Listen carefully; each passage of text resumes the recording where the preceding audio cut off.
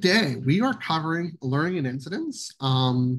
This has popped up quite a bit with newer customers, existing customers. We've changed quite a few things in version 13, so we think that this is a really good time to cover. So, without further ado, my name is Stevie Pergar. I am a customer success engineer here at NetBeez. Let me go ahead and pull our participants tray out so I can keep an eye on that separately here. Um, so for those I haven't met with in a while, it's nice to see everybody again. And this is our agenda. So we're going to talk about first just some things about alerting in general, and then we'll go into what has changed with 13, how it's useful, best practices, things like that. And then we're going to demo. We'll talk about the 9 options, and we're going to demo 3. Just on the configuration side, because I've had a lot of questions of how do I configure this and that. And I can send you documentation, and it's not too bad, but just kind of seeing it and working your way through it's always nice. Really want to hammer home the community page. A lot of people have really started to leverage that. It's a really good way to interact with us on a non-emergency basis. We'll do the Q&A, and then I'll follow up with this slide deck as well as the recording with everybody in attendance as well as everybody that was invited.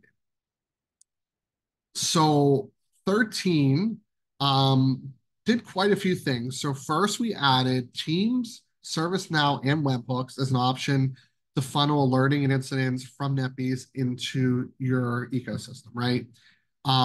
We also changed the alerting incidents. So previously it was basically all or nothing. Now you can do it on the agents level, the targets level, and the Wi-Fi level. And we also added a new feature called agent aggregate alerts. Now, I want to show you some of these big changes. So, going through here, there we go. One of the initial issues, or one of the initial things that you could do is whenever you enabled some configuration, you would just enable alerts and incidents. And then you got everything. And in some cases, that can be a little noisy. It really wasn't very tweakable. So now we've changed every single individual alert option when it comes to like Teams, SMTP, and everything.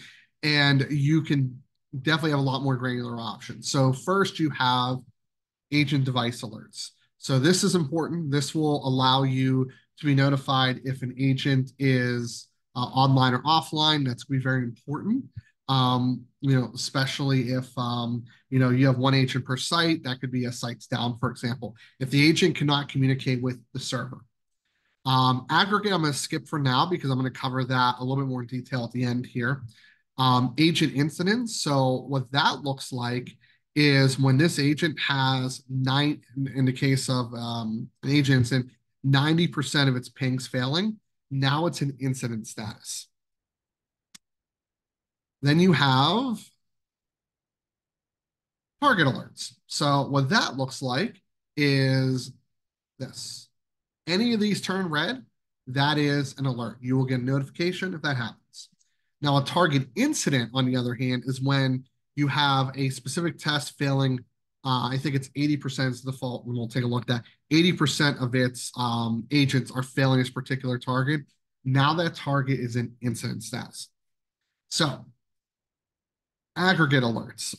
This has been a very big change because to me, and everybody may look this a little different, it replaces alerts, but also bridges the gap between a single alert and an incident.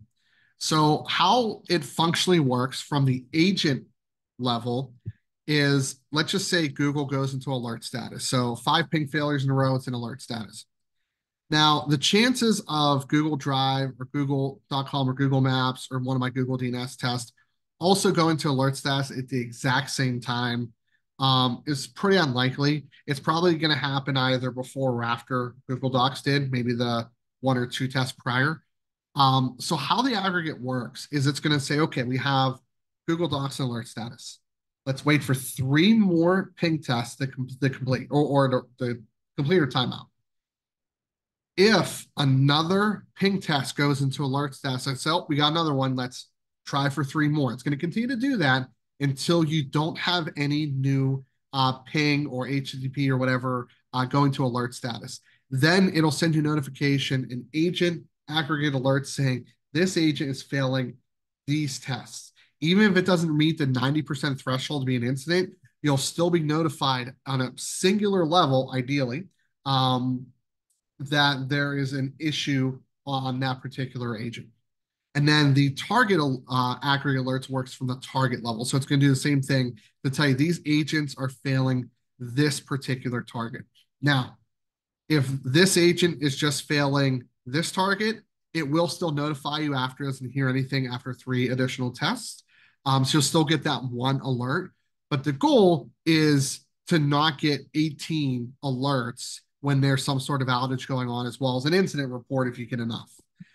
So it's really to try to cut down the amount of noise that's coming from NetBeez.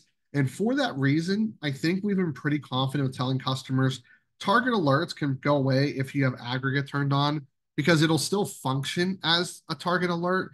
It just won't be really as noisy as what the target alerts are. So let's talk about new changes. Let's talk about why it's useful. So one of the biggest reasons is to be notified there's an issue before the users start opening tickets.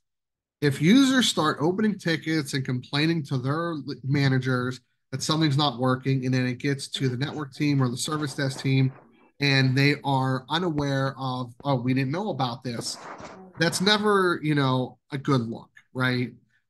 So with the default configuration of like alerting for ping, you can get notifications in 25 seconds with the out-of-box configuration. Now, you can make it more or less aggressive depending on your needs. So you can run it at 2, you can run it at 10. It just really kind of depends on what works best for you. Our recommendation is the 5 consecutive failures, but again, every network's different. You can also do this for performance. So when an application's performing slowly, the clouds have slow response, or if network equipment performance drops, you can be notified. You can use it to maintain SLAs. And you can really configure it to meet your needs because it's on a per test basis. Now, let's go into the anomaly detection. That's where I kept wanting to go earlier. Depending on when you deploy NetBeez, you will have a couple base configurations. You'll have 3 or 4 up-down tests, 3 if you're newer, 4 if you're older. Assuming you never touch this. We removed the trace route one. It seemed to just not really deliver actionable information for the most part, just because one router can cause the issue, and we recommend path analysis for that more than anything else now. But then you also may have 4 baseline tests as well. So your default config is going to be your 5 failures in a row. And then here's where you can add some additional options. So you have your up-down. You also have your down up, and this is useful where you want to make sure something like internal is not reachable from the outside. That's pretty useful. So that'll only go into alert status if it's able to complete the test, would be a good example. Looks like there my participant window moved away for a second. You have your baseline, and how this works is, let's say over a period of 5 or 15 minutes, and that's the sweet spot we recommend. 1 minute can be a little too aggressive, and 1 hour is a little too long. But what you can do is like say, okay, if the packet loss exceeds the 1 month average, I would never do like week or even day, because those can be skewed from like, network maintenance or changes or stuff like that. You'll be notified if in a 5-minute period that the performance is degrading. Now, this will catch it in 2 situations. One, if you get some pretty high spikes to offset that average over that 2x average, you'll be notified very quickly if those spikes are really high, because that can offset even a 5-minute average. But also, if it's a slow degrade over a period of 5, 10, 15, 20 minutes, you'll catch that as well once you hit that 5-minute mark. Packet loss and RTT are the 2 most common. And then your other option is, come on, there we go, watermark.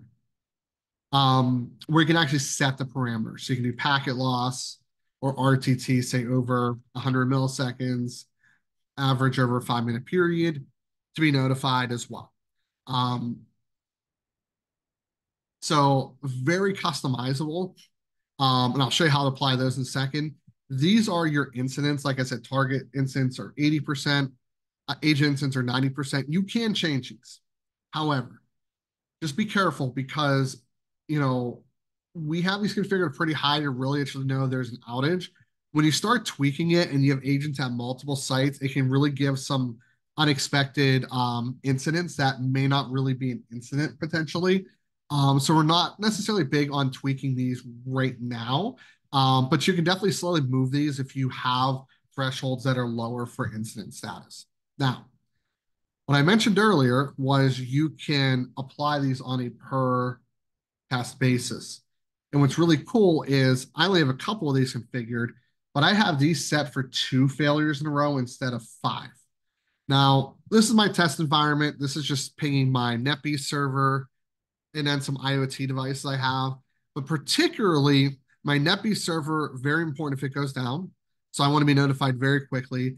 But my IoT devices actually run longer ping timers, only once every minute, just because I don't really need to ping more than that. But if I do get 2 failures in a row in like 2 minutes, I'm going to want to check that device to figure out why it's offline, not reachable. But you can configure on a per test basis. So if you have really important web applications, really important internal, either hardware that you're checking or internal applications or the internal DNS is really important, you can set very specific performance or up-down thresholds just to those devices. They're not global settings. So it really, really makes it customizable for you. Now, best practices, and then we'll do the demos. Really big on aggregate alerts. You're still going to be notified if there is a single alert once the thresholds are met of 3 tests in a row. But aggregate's really going to reduce the amount of noise when there's multiple things going on at once. It's still going to be quicker in incidents because it's really just a time threshold, not really a percentage threshold. Incidents can be configured by percentage failure. Again, not something we really recommend doing right out the gate. That's something you would maybe tweak last, but is helpful for isolating issues. So if you have, for example, if this agent is reachable, but let's just say these internal nodes are all failing, then that's most likely an outage you have within that network, right? If it's still able to reach out of the network and other apps, but these, for example, or if you start light up like a Christmas tree, there could be some really big issues at that location. But if the agent's still reachable, then the agent's still able to reach outside the network, at least to the server, but it's not able to run any tests. So there could be some traffic that's being blocked by the firewall. A change went through that, you weren't really sure how it was going to impact things. So it's still going to really isolate when there's issues and pretty quickly. Performance, watermark, good for SLA, baseline, good for measuring performance across multiple hardware generations or slow degrading performance. So we really recommend from a configuration standpoint, if you want how we configure or recommend most customers configure nowadays, choose your integrations that you're going to be using. Agent device alerts, yes. Agent aggregate alerts, yes. Agent incidents alerts, yes. Target aggregate alerts and target incidents are also recommended. Target alerts for now really don't need to be enabled, unless there's some things that are just like we need to know within the shortest second interval, which can happen. Aggregate alerts will do a lot of the heavy lifting, and then if you have Wi-Fi, again, aggregate alerts are important, incidents are important, Wi-Fi alerts, hit or miss depending on what you need. And then for unreachable status, I would probably do 30's fine, 60's probably a good number. And then for Wi-Fi, 60 to 120 is also a good number as well for your base configuration. And then the 5 is really what we recommend.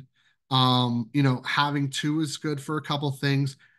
unless you have some expected performance, um, you know, failures, for example, and you want to stretch this to 10 because 5 isn't actionable, maybe, but really 5 is kind of the standard we really recommend for the most part.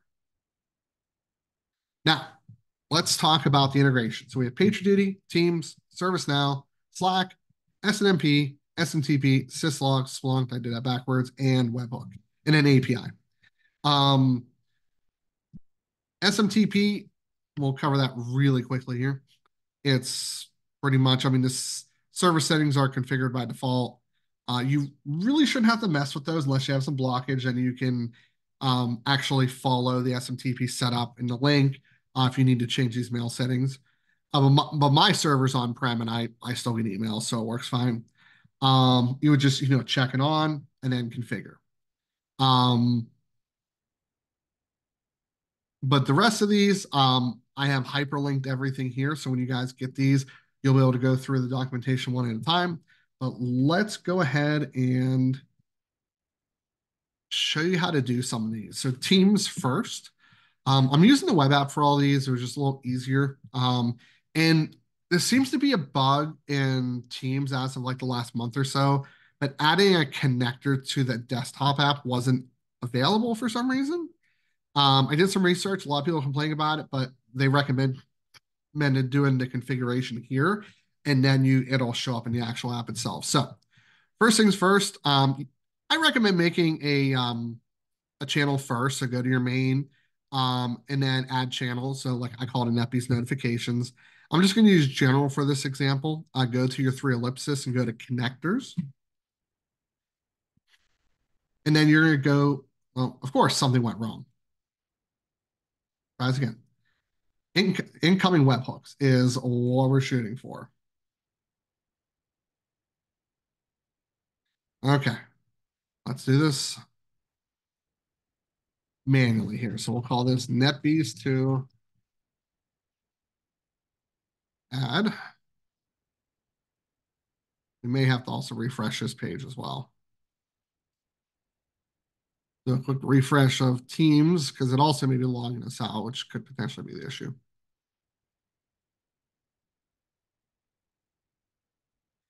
Okay, connectors.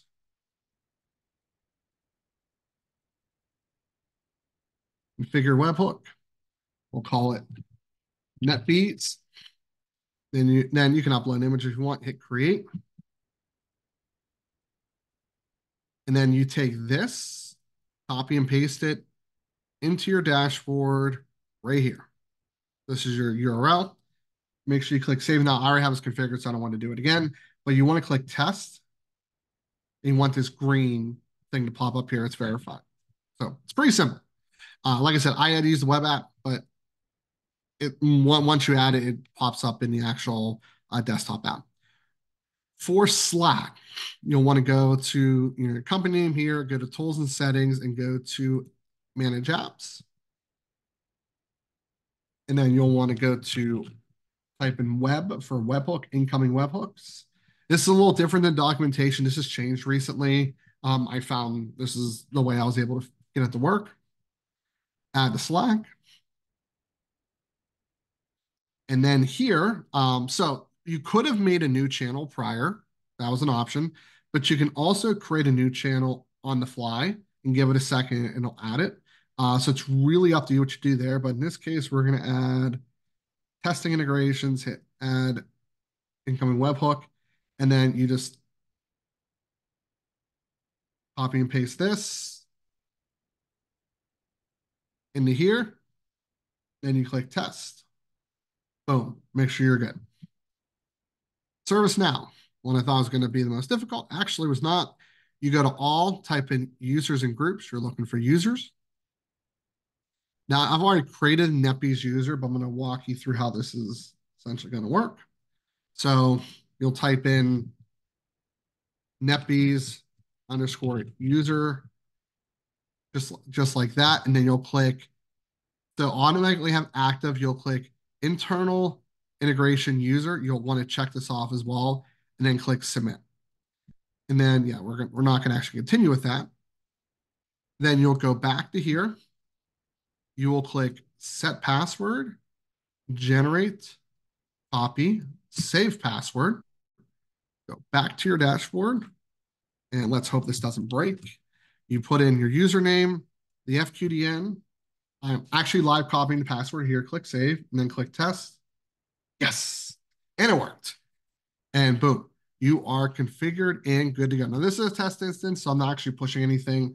Plus, this is only for incidents anyway. With ServiceNow, you can only push incidents, and device alerts are the only options right now. But because this is somebody's test instance, I don't want to be pushing my alerts to it. But that's how you configure it with ServiceNow. And with Slack, you can see I don't have any of these going through yet, but I have historically, all my alerts, and then through Teams, go like here, NetBeez notifications. You can see all my aggregate and incidents from some of my agents from earlier today. So that is how they are configured. Lastly, I want to highlight the community page, community.netbeez.net. If you want to talk, and let's just say you want to go a little deeper into things like webhooks or API pushing, because we do have an alerts API now as well. So if you go to API keys, go to API docs, and then we have alert API. You can actually push alerts through the API as well. Well, outside my pay grade, but if you go to community.netbeez.net and you have a question about how to do something with the API, post it there. Someone from our development team will usually get back to you within a day. They'll publish everything there for you to be able to reference back to as well. And then with that, we will do the Q&A. So if you have any questions, you just come off mute. If two people come off mute at the same time, just try to figure who wants to go first, and I'll be happy to answer any questions.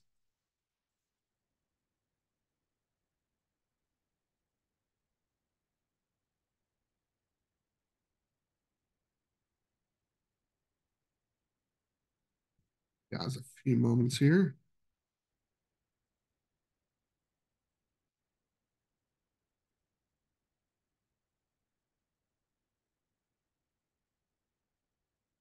Okay, I think I can go ahead and kill the recording.